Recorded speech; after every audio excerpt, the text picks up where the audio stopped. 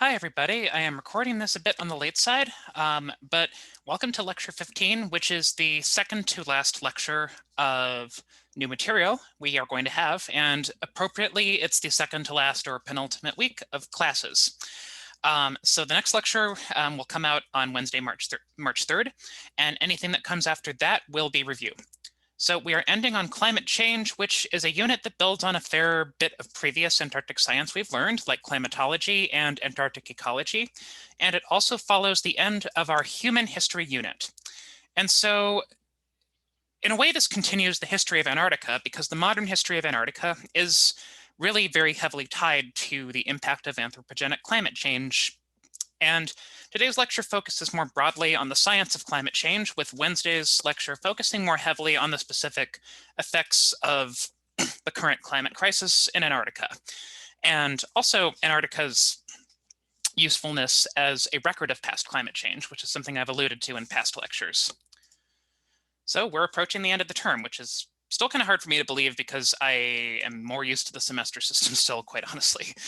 But it's a good time to start checking off things. We have just one more lab due this week. It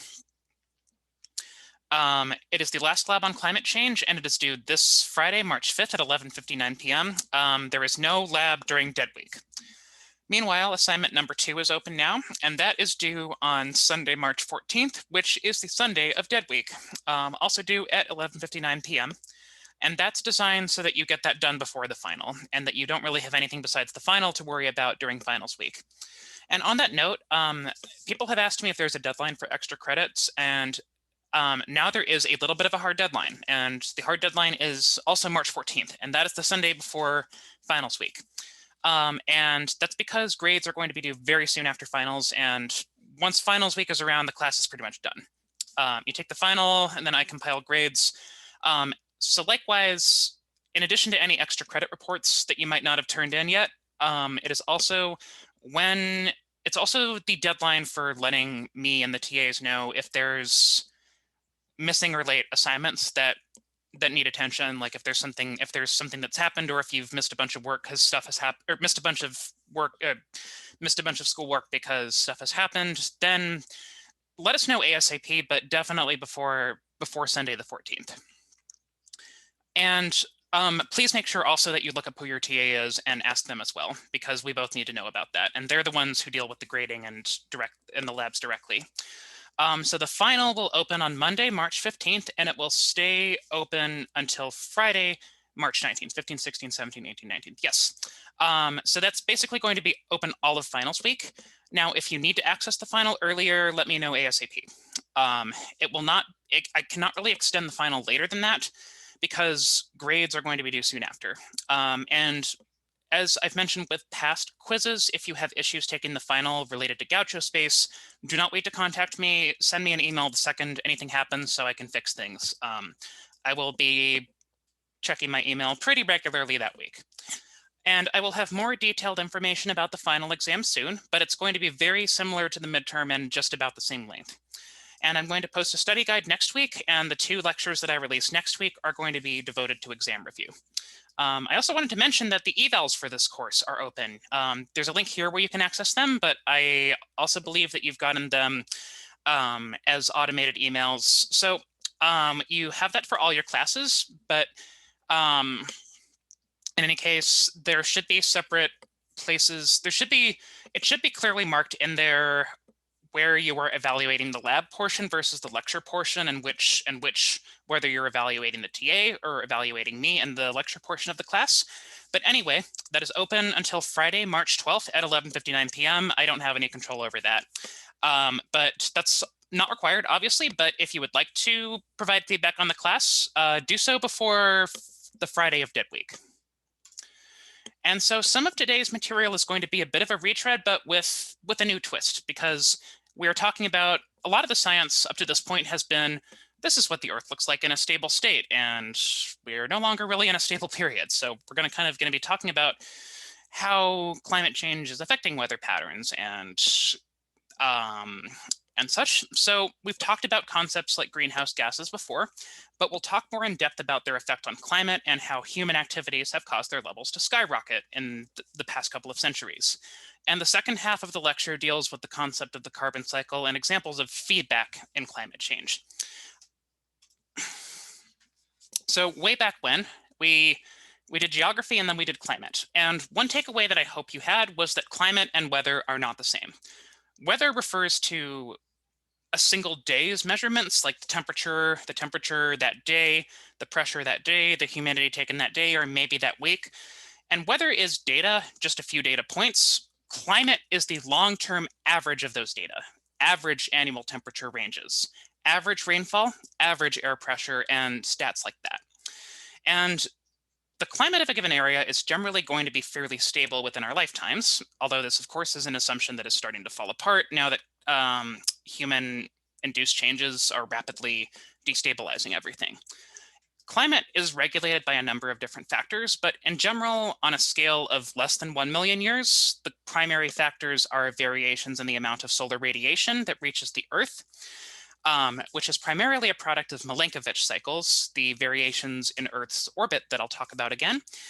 And those vary cyclically over thousands of years. Meanwhile, you also have the effect of greenhouse gas concentrations in the atmosphere. Now, on a scale longer than 1 million years, plate tectonics play a role because, as it turns out, subduction and seafloor spreading actually play a role in what we know as the carbon cycle. The cycling of carbon between solid form in either rocks or carbonate shells, and its form in the atmosphere as a greenhouse gas, aka carbon dioxide. And remember, you want to think about what's going to have an effect short term and what's going to have an effect long term. I hope that some of this might come across as preaching to the choir, or you're going to be familiar with the basic science, but I hope at least some of this solidifies for you that the math for I'd say the very pseudoscientific, like kind of fake science arguments people try to make against global warming, like it's volcanoes, it's sunspots, it's whatever. They're trying to be more scientific with those.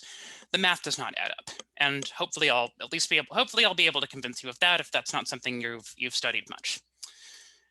Now let's talk about the Ice Age. We often don't realize it, but we are still technically in an Ice Age. Colloquially, the phrase Ice Age is often used to refer to the period in which mammoths, woolly rhinos, ground sloths, and saber-toothed cats existed in a colder and much more heavily glaciated landscape alongside early humans. And in fact, that is part of the Ice Age. That is more accurately the most recent glacial episode of the current ongoing Ice Age. And an Ice Age refers to any period in which ice sheets are present, like large continent-covering glaciers. Now, if this is a map of the vegetation, or the scientists' estimate of what the vegetation was like during the last glacial maximum, during the last glacial period. And the lines in the gray here represent glaciers. So that shows you just how much of the northern hemisphere glaciers covered during the last glacial maximum. We know they don't cover that today. We know that the city of Montreal, Quebec is not covered in ice, nor is Oslo, Norway. The glaciers have shrunk back to Greenland and Antarctica, basically, outside of just the little ones in the mountains. So we are still in an Ice Age, but we are presently in what's called an interglacial period of the Ice Age. And that's when ice sheets are present, but they have retreated substantially. And an interglacial period is not the absence of ice or the period outside the Ice Age. So it's kind of like, one way to think about it is, it's kind of like an interval between X. Interglacial is like an interval between the main periods of glaciation. Like there's still ice, like the show's still going on, but it's an intermission. I don't know if that's a great way to think about it, but it's kind of, if the Ice Age is the show, the intermission still means the show's still going on, like it's just kind of taking a pause if you're talking about the major glaciation. Incidentally, the great irony of all this is that without human-induced greenhouse gas emissions, we would most likely be headed for another glacial period of the exact same Ice Age, geologically speaking, when I say relatively soon. I once came across a speculative future evolution program called The Future is Wild. It was a book, and it was a series on the Discovery Channel, and it proposed a world 5 million years from now in which humans had totally gone extinct through unclear means, and the world was dry, cold, and inhabited by creatures like these gannet whales, which are kind of these whale-like descendants of seabirds that are even better at living in the ocean than penguins are. But with climate change, but with but I do kind of think that sometimes I think that future ice age scenarios, like, it shows up in fiction as well, and it can be a way to think kind of like, oh, it can be kind of like a way to feel like we don't have anything to do anything about global warming. And the truth is that we can't really as much assume that the cycle of the ice age is just going to continue on as it would have, because we have, as I'll talk about in this lecture, really destabilized some natural processes. We've added a lot more carbon dioxide into the atmosphere than has really ever been added in as short a time, except maybe for the Permian extinction. And the Permian extinction, if you remember, is really not an event that we want to emulate. So let's talk about how we got here. And a lot of it has to do with the period referred to as the Industrial Revolution. I did not leave myself a good place. I'll just put this over the spirited. I'll put this over this bit of the Spirited Away screen cap, because that's kind of just there for fun. But an ice age future seems much less likely now, because as a result of the Industrial Revolution, there is a lot more carbon dioxide in the atmosphere, and that carbon dioxide, as well as other greenhouse gases, are causing the planet to warm at a rapid rate. And the rise in greenhouse gas emissions can be pinpointed to the end of the 18th century and the early 19th century, which is known as the Industrial Age. And the Industrial Revolution was a really rapid mechanization of labor and the rise in factories and in manufacturing. Many countries' economies much more heavily shifted to treating steel, or building cars, or building ships, or making things, rather than as much of an agricultural economy. And labor became a lot more automated and compartmentalized, like with the assembly line. And society began to just rely much more heavily on machines. And something needed to power those machines. The Industrial Revolution corresponds to a rapid increase in consumption of fossil fuels, as well as also the development of mechanized transport like trains and cars, which also kind of came hand in hand with the development of factories, assembly lines.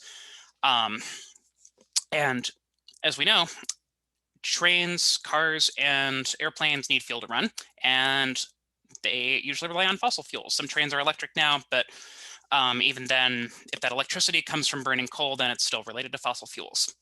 And there's nothing inherently wrong with industry or with factories, but they all need energy to operate.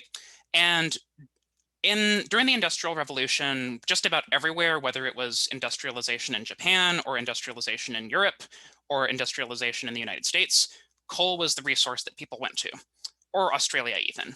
And coal, remember, was produced worldwide during the Carboniferous period, the very aptly named Carboniferous period. It's named because it was when Earth's continents became more heavily colonized with life for the first time. Like, there had been some amphibians and insects living at the edges before, but these coal swamps covered most of the continents, very large regions of the continents, including Antarctica.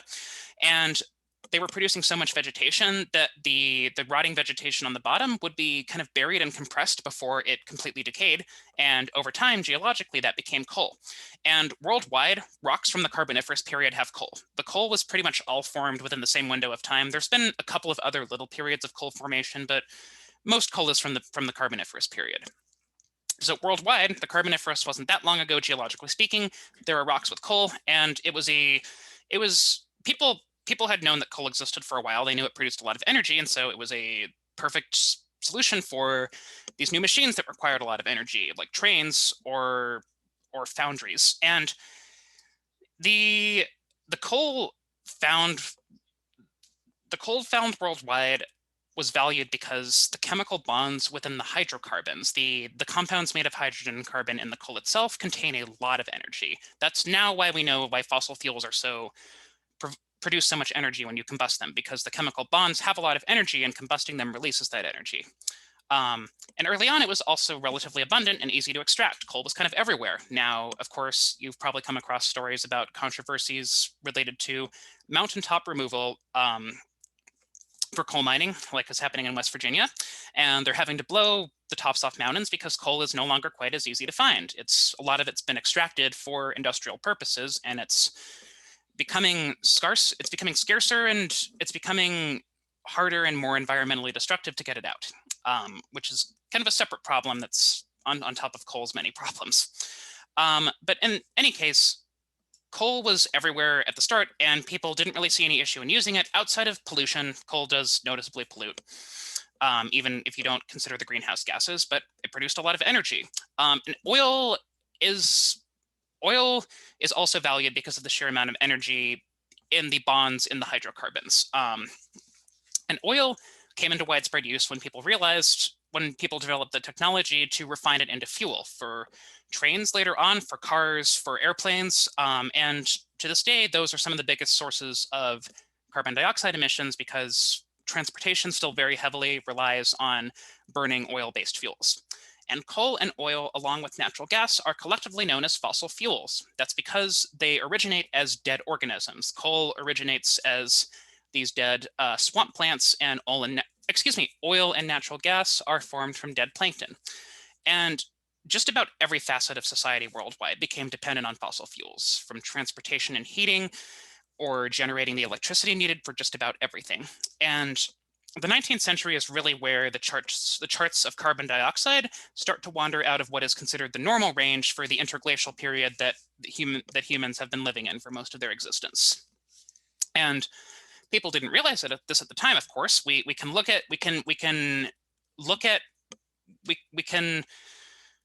able to actually look at concentrations of CO2 from past years using ice cores, using air trapped in ice cores, which is something I'll talk more about next class. And that's something I have touched on a little bit before. So we're living in the wake of the Industrial Revolution, in which machines that rely on fossil fuels to burn have become commonplace, and also very economically dominant. A lot of the political opposition to weaning off fossil fuels comes from the sheer amount of money involved now in fossil fuels. It is an extremely dominant part of the economy now, and like the price of oil and the price of coal are important when people consider financial transactions. I'm not an economist. I'm just doing my best there. Now, there are non-anthropogenic factors controlling climate, and we will go over some of these next. And the first thing I want to address is sunspots. And remember that when we talked about climate before, I mostly focused on how much solar radiation is reaching the Earth without really addressing how much energy the sun itself was putting out, or whether that varies. And there are actually variations in the amount of radiation, and thus the amount of energy that the sun actually puts out to begin with. And sunspots, which I'll have a picture of the sun on the next slide. Put your special goggles on. No, it's okay. Don't look at the sun though. Don't do that. Do not do that. Like make sure you have the special goggles if you're going to see a solar eclipse, but don't look at the sun. Do not do it. Anyway, so if you're an astronomer with the special goggles, or if you're looking at the picture, you can see sunspots. And those dark spots are portions of the sun that are relatively cool. And when I say cool, we're talking about 3,800 degrees Kelvin versus 5,800 degrees Kelvin. So it's not something you would want to touch or be near, but it's not quite as blazing hot as the rest of the sun. It's kind of like dark coals versus glowing red coals. The glowing red ones are hotter, so they're glowing red, but a lot of the black coals are still pretty hot and you don't want to touch them. And that's kind of like the deal with sunspots. And sunspots come and go in a cyclical pattern.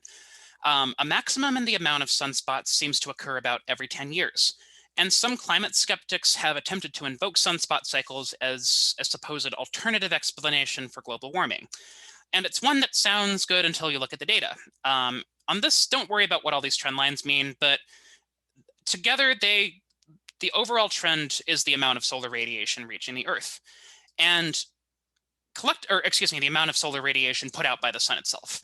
And they indicate that solar output was at its greatest in 1980 and 1990 and kind of 2000-ish. And likewise, the solar radiation was at a low point in 1985, 1995, and 2005. Now, 2005 was not a particularly cold year. In fact, NASA cited it as the warmest year in over a century, which I think it has since said about several other years. But the sunspot cycles don't line up with the observed trends in temperature that we've seen.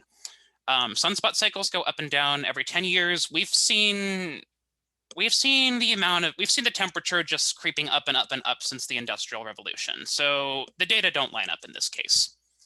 And this is what I'm talking about. These are relatively cool and balmy parts of the sun, but you would not want to land on them.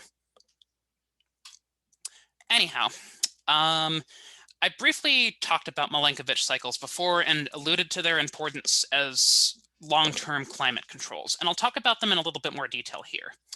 Setting sunspots aside, the amount of solar radiation emitted by the sun over the course of centuries and millennia is pretty consistent, because the sun lasts for billions of years, and it's nowhere near approaching its burning down phase. So it's still considered a main sequence star, so solar radiation stays more or less consistent. The sunspots are kind of a minor variation, but we can kind of set them aside.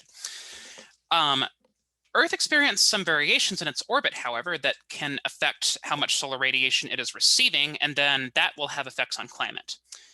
And it's really hard to argue seriously that Milankovitch cycles can be responsible for the changes we've seen today. We've seen temperatures rise dramatically over the course of just a few centuries, and if that temperature rise were caused by a shift in Milankovitch cycles, unless something really catastrophic was happening, that would occur much more gradually over the course of more like a couple thousand years, and rather than about a century. So the timing does not line up with Milankovitch cycles, with any of them. Now, the first Milankovitch cycle is eccentricity, which is the pattern in which the shape of Earth's orbit varies between being more circular, low eccentricity, and being more ovoid, having high eccentricity. And this has the potential to affect the duration and intensity of seasons, since it affects how close the Earth is to the sun at different times of year. So it operates on a scale of 100,000 years. So this means that if the Earth, for example, has a near perfect circular orbit now, it doesn't, but I'm just using this as an example. And if the Earth has a nearly circular orbit, that will play a role in how intense the seasons are, like how much of a noticeable difference there is between winter and summer in the northern in each hemisphere. But again, that's going to be affected by the other cycles, so you have to be very careful with ascribing any particular facet of climate to a single Milankovitch cycle. So I do have to be very careful with that. But anyway, the Earth has its most circular orbit. It will take another 100,000 years for the Earth's orbit to take that shape again. The orbit is kind of going like this and this. It's sort of stretching out, being more circular, and then being more ovoid. So after about 50,000 years, it would be at its most ovoid, and it goes from circular to ovoid in about 50,000 years, and then back to circular another 50,000 years later. The tilt refers to the angle at which the axis of rotation is at, and the Earth is always tilting, but the amount that it is tilting varies. And we're talking about the angle that the hypothetical line between the North and South poles, the axis of rotation, the angle that line makes with a hypothetical just vertical line in space. And the variation is between 21.5 and 24.5 degrees. And this also has the potential to affect seasonality. And just what amounts of solar radiation different latitudes receive. And it occurs on a shorter time scale. If the Earth's axis is going to be 21.5 degrees now, it's not going to be tilted at that exact same angle again for another 41,000 years. And the last Milankovitch cycle is precession, which also relates to the tilt somewhat. Now, for precession, you kind of have to set aside the angle of the axis of rotation, the angle of tilt. This completely operates separately from that.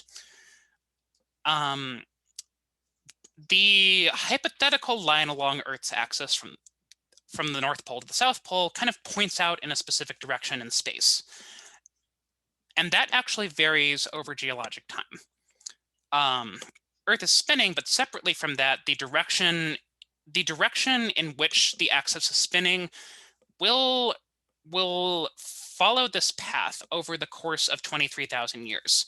So it's pointing in this direction now. Let's see, 23. So that would be 11,500 years from now. It would be pointing. It would be here. It would be pointing in that direction. And then it would be back to here after another 11,500 years, after the full 23,000 year cycle had passed. And if you watch a top, especially one like the Jewish dreidel that has a distinct stick pointing in one direction, you can see that stick will change direction as it's spinning, because of rotational forces.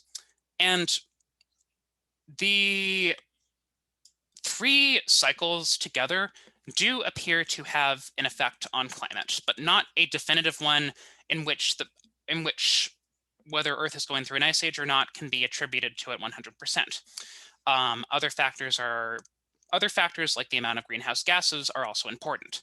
So Milankovitch cycles in the most recent ice age do appear to roughly correspond with the presence with the widespread extent or less widespread extent of ice. This says ice versus no ice, and that's not completely accurate because there has been ice throughout this period. But what happens is that when ice is something I'll talk about during the next lecture is that when ice is present, ice actually affects the oxygen isotope of the ocean, like when there's more ice that's taken water out of the ocean. And a low ratio indicates that you have no ice, whereas a high ratio indicates that you have a lot of ice. Notice how the periods in which you have ice marked, in which this oxygen isotope ratio is positive, correspond to very roughly to peaks on this trend line here. The peaks that show that there's less, or the troughs in radiation. The extremes in a positive oxygen isotope ratio, which indicate high ice, correspond with low extremes in solar radiation received. Basically, they correspond to periods when solar radiation was at its lowest.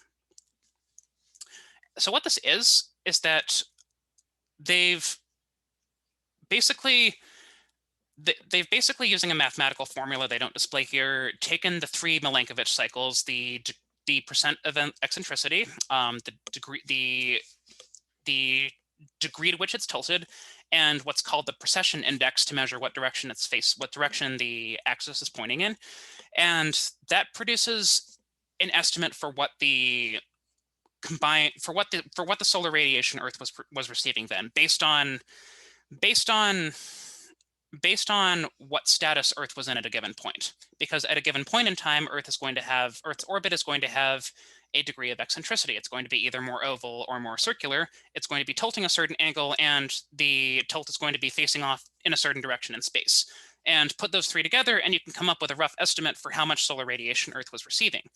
And the troughs, or periods of low solar radiation, appear to correspond pretty well to periods in which there was more extensive ice, to glacial periods. So Milankovitch cycles have a role in controlling climate change, but they alone are not enough to cause an ice age. Milankovitch cycles have been operating for years, and Earth has not always had much ice at all, like during the Cretaceous period, the last period of the dinosaur age, when Antarctica and Australia were close to the South Pole, but there was no polar ice cap. You also have to consider factors like plate tectonics, average global albedo, like whether you have forests or deserts covering much of the land, or how much ocean there is versus land, and then just what's going on with greenhouse gases. I may have said that already, but for emphasis. And so greenhouse gases are any gases that have a molecular structure that lets them absorb infrared radiation and then re-release that radiation, which subsequently warms the planet further. And infrared radiation, remember, is normally being emitted by the Earth and would escape out to space, but some of it gets absorbed by greenhouse gases, and the greenhouse gas releases the radiation again. Some of it goes up and out to space, but then some of it goes down and back to Earth's surface and continues to warm the air in the land. And common greenhouse gases are water vapor, carbon dioxide, which is the one we talk about most because it's the most prominent example of one being emitted by humans, But there's also methane, which is also being heavily released by human processes, and nitrous oxide, which I don't talk about as much, but has also been being released by industrial pollution. Now, in general, none of these are particularly abundant. In total, greenhouse gases make up about 1% of the atmosphere. And if you've seen carbon dioxide concentrations listed, you've seen them listed in parts per million as opposed to percent. And that's because if you tried to express it as a percent, you would get 0.00 something. Like, it's a little bit cleaner using parts per million. Parts per million is the same principle as percent. Percent is just like out of 100, but it's out of a million instead. And it's not hard to convert between the two as long as you check your math. And the thing is, it's often substances that are present in very small quantities that can be really consequential. A good analogy to this is thinking about how small amounts of minerals like iron or zinc, you don't need much of them in your body, but if you don't have any of them, your body is really sensitive to that and you will suffer the consequences. Iron deficiencies can be really bad. And it's kind of the same thing with greenhouse gases. There's only a small amount of greenhouse gas present in the atmosphere, but Earth's climate is really sensitive to it. And even a few ppm change of carbon dioxide can have a really dramatic effect in how much solar radiation is being, how much infrared radiation is being sent back to the Earth and continuing to heat the Earth. And really, the main function of greenhouse gases is to control how much heat can leave the Earth's atmosphere. And without any greenhouses whatsoever, remember, this planet would be an ice house. Greenhouse gases need to be present in some degree to keep the planet habitable. And a term I want to introduce that comes up a fair bit in scientific papers is radiative forcing. And it relates to the fact that this has to do with energy coming in via the sun and then being re-emitted as infrared radiation. The radiative forcing is the difference between the amount of energy absorbed by Earth as sunlight and then the amount emitted to space. So Mars would have a really low radiative forcing because it doesn't have much in the way of greenhouse gases, so whatever solar radiation it absorbs kind of gets sent all back out to space again. But if there's a lot of greenhouse gases, less energy will make it back out, and so the difference will be bigger, and that will make a larger radiative forcing. So when people talk about the radiative forcing getting bigger, they are talking about increased carbon dioxide emissions bringing global warming about. Now, water vapor is actually a greenhouse gas, and it has a chemical structure in which it can absorb certain wavelengths of infrared radiation, and it'll respond by stretching or bending. And it is, by weight and volume, the most abundant greenhouse gas in the atmosphere. It's not normally invoked when people talk about climate change, though, because it's not being produced by burning fossil fuels, really. And the amount of water vapor being added to the atmosphere hasn't really changed very much. Humans aren't directly doing anything that's adding or taking water vapor out for the most part. And water vapor also has a much shorter residence time in the atmosphere. Part of that is because it's used in so many processes. Carbon dioxide, as we'll see, is also involved in a lot of processes. But substances that are used in processes in general, whether it's animals drinking them or the water being evaporated, they tend to have less long residence times than others. So water in the atmosphere gets used up and moves around. It changes phase and falls out really easily, which is one aspect of it. If there's a lot of water vapor in the atmosphere, it'll kind of just become oversaturated and it'll rain. So water vapor, even though it is an important regulator,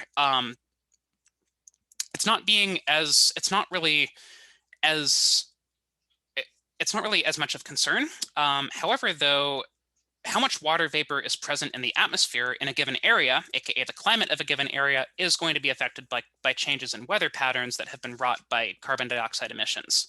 Like if areas are becoming more or less rainy, and that will affect the overall humidity of the atmosphere there. So worldwide, the amount of water vapor in the atmosphere overall isn't really changing, but changing weather patterns do have the potential to make certain areas more humid or less humid, and that's going to affect the climate there. Now, the main greenhouse gas of concern is carbon dioxide, and carbon dioxide is emitted by any process that burns fossil fuels, whether that be coal-fired electrical power plants or cars burning gasoline. And CO2 molecules can also absorb several different wavelengths of infrared light. You'll notice that the wavelength of infrared light is longer than visible light, CO2 doesn't really absorb visible light. It absorbs a couple of common wavelengths of infrared light. And its ability to absorb that light and then send it back to Earth basically is what makes it a powerful greenhouse gas. And kind of notice the transformation it undergoes. There's actually some, there's some cool programs where you can build molecules and have them absorb wavelengths and see how they respond. Have them absorb different wavelengths and intensities of infrared light and see how they respond. It's a MATLAB-based chemical program I used in college. But in any case, carbon dioxide will release that energy back out, and that will either end up back in space or it'll end up warming the lower atmosphere. And carbon dioxide varies due to a number of processes that we'll talk about during the second half of this lecture when we address the carbon cycle. Its concentrations have varied year to year, but until 1950, they had never exceeded 300 parts per million during the course of human existence, not even during warm interglacial periods. And on the right diagram, you can see that the average CO2 concentrations shoot up a bit before the present, and they continue on until 1950, continuing just to shoot up until they pass the 300 parts per million mark. And you'll see here that they've kind of gone up and down, because as it turns out, Earth's systems overall do a fairly good job of regulating greenhouse gases. But we are pumping a bunch of CO2 that wasn't there before, and that is kind of changing the math. And really, the reason it's shooting up so much now is because the processes that capture CO2 and help regulate CO2 in the atmosphere are very slow acting, and they're sort of being overburdened by the rapid release of fossil fuels in some cases, like the oceans. We'll talk about ocean acidification also. And carbon dioxide is not the only greenhouse gas of concern. It's also not the only carbon-based one. So methane is also produced. Methane actually is it's a component of natural gas. So when natural gas is released, methane can get in the atmosphere. But it's also produced by a number of other processes. And it's the simplest hydrocarbon in which you just have one carbon atom attached to 4 hydrogen atoms.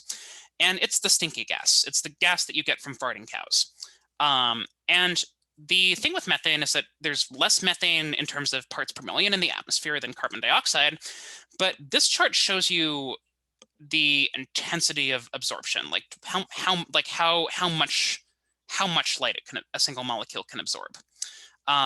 And methane, even though it absorbs a relatively narrow window of wavelengths, absorbs beams of light with those wavelengths to strong degrees.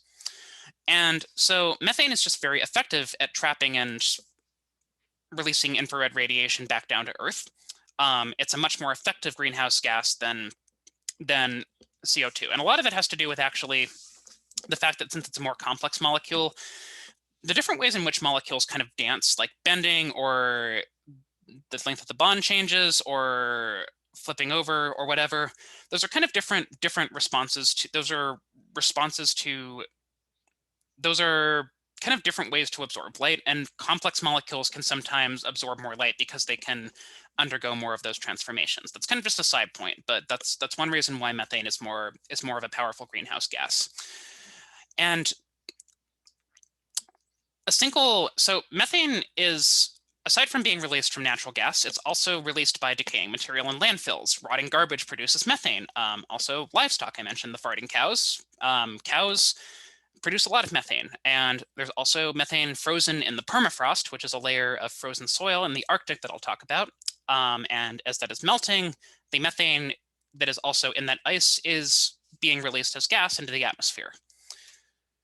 So remember these schemata. Greenhouse gases aren't only sending radiation back to Earth, but a lot of it goes back to Earth. And without greenhouse gases, all of that radiation, all of that energy would just go back out to space.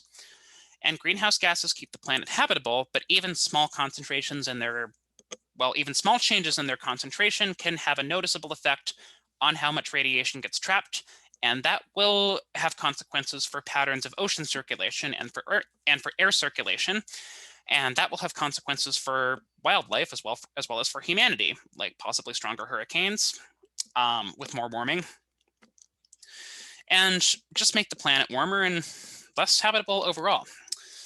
And the vast majority of the carbon dioxide added to the atmosphere since human times comes from burning fossil fuels. this diagram shows this shows you this is a diagram showing emissions of emissions of carbon dioxide in the northern hemisphere. I think the southern hemisphere is just the satellite wasn't able to pick it up. Satellites will often kind of have their settings hooked on one hemisphere, and they'll just kind of ignore the other hemisphere, basically. So this doesn't mean there's no emissions from Australia or Brazil. It's just they're not measured by the satellite. But in the northern hemisphere, this shows that the sources of carbon dioxide align really well with where you get them coming from fossil fuels. They're just about the same map, and that's because really, just in terms of volume, the biggest contribution has been from the sheer amount of coal and oil that we've been burning. And you get this in highly populated places, like in the eastern US, in Western Europe, and in East Asia, especially around Eastern China, because it's the areas where you have industry, where you have factories and building going on, as well as also large metro areas where you have a lot of people commuting, especially if a lot of those people are commuting in individual cars, because a bunch of people driving cars is going to emit a lot more carbon dioxide overall than people taking a train, for example.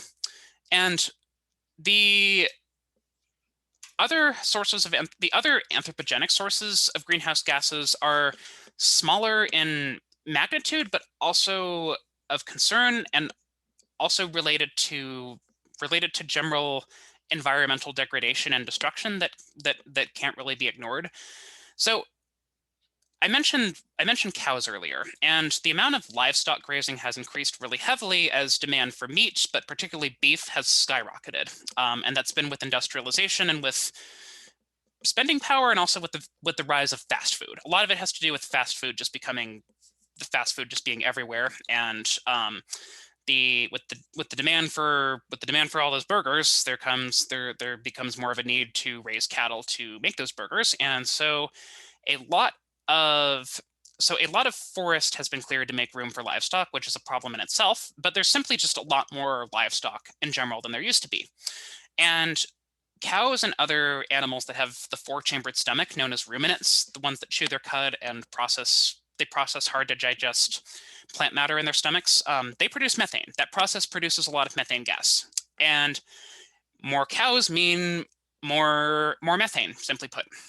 And this is also, I mentioned deforestation that comes with the fact that they'll often clear forest, especially rainforest, to make pasture room for cows.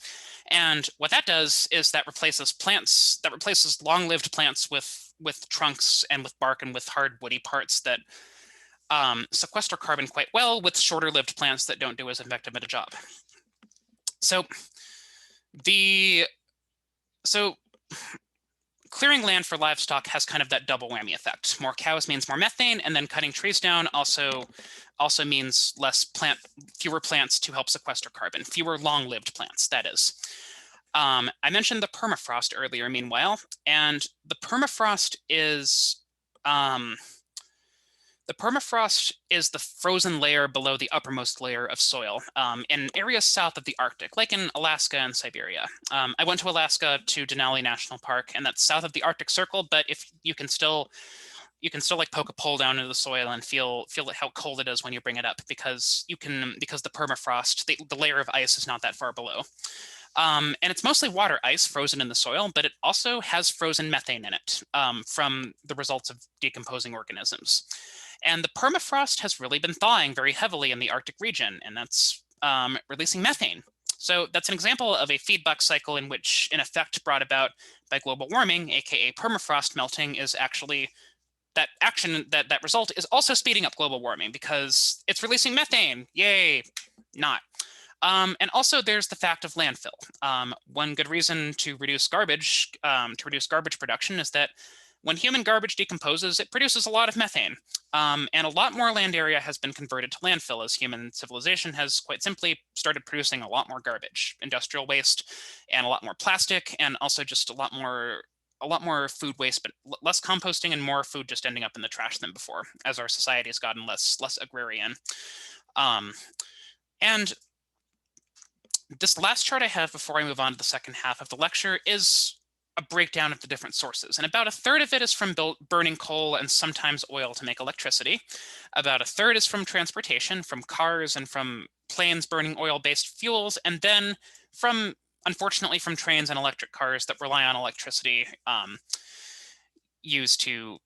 that was produced by burning coal. About 1/5 comes from industrial uses. That number has declined actually because heavy industry in the US has declined. If you think about cities like Detroit or Buffalo that have seen a lot of their manufacturing jobs be outsourced, there's simply just fewer factories there now. So there's not quite as much industrial carbon dioxide being produced. Not happy that those people are out of work though, because there's a whole mess there and they didn't deserve that. And then about 1/10 comes from agriculture. So that includes practices like cattle ranching, as well as just running agricultural machinery, because farming is much more heavily mechanized than it used to be also. And then about 1/10 is from commercial and residential uses. So not that much of it really comes from actual people just kind of living their lives. I'm not saying don't turn the light. I'm not saying don't try to turn the light off or whatever, but a lot of it is from just the fact that our society is really dependent on coal burning electricity plants, and the fact that we're dependent on fossil fuels for transportation. And we'll return for the second half of the lecture to talk more about the science of climate change after this.